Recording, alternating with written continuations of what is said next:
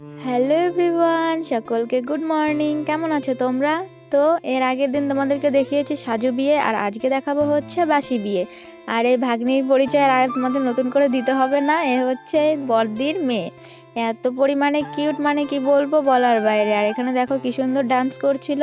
তো তারপরে এই তো আমরা চলে এসেছিলাম জল ভরতে, জল ভরে নিয়ে বাড়িতে চলে এসেছি। আর বাড়িতে এসে নিয়ে তারপরে এই তো এখানে বিয়েও শুরু হয়ে গেছে। এখানে মানে সিঁদুর দান, তারপরে হচ্ছে পুকুর পার করার পরে তারপরে জিজু আর দিদি ডান্স করছিল। আর বিদায়ের ভিডিওটা নিতে পারেনি, মানে এত পরিমাণে খারাপ লাগছিল, মানে যাদের মানে মেয়েরাই বোঝে এর ফিলিংসটা, কি বলবো, বলার বাইরে। তো যাই হোক, এটা হচ্ছে তার পরের দিন বউ ভাতে যাবো সবাই, তো সেজন্য এখানে আমরা তত্ত্ব রেডি করছিলাম।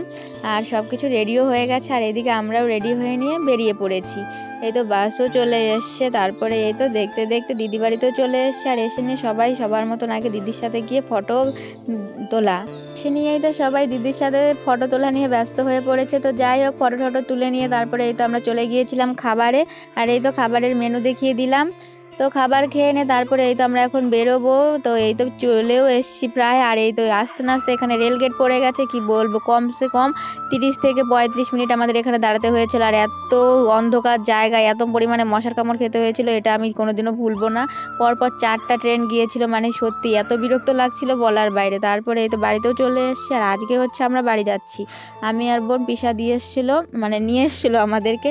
আর আসতে এই তো আমাদের কলেজ, জানো, কলেজটা দেখলে পরে আমার সেই, মানে কি বলবো, কলেজ আর হচ্ছে স্কুলে দুটো জিনিস দেখলে পরে এত খারাপ লাগে, মনে হয় যদি আবার ছোটবেলাটা ফিরে পেতাম। আর আজকের মতন ব্লগটা এইটুকুই। কেমন লাগলো অবশ্যই বলো। আর বিয়ে খেয়ে নিয়ে আমার জ্বর ধরে গিয়েছিল, তো সেজন্য এখান থেকে ওষুধও নিয়ে নিলাম।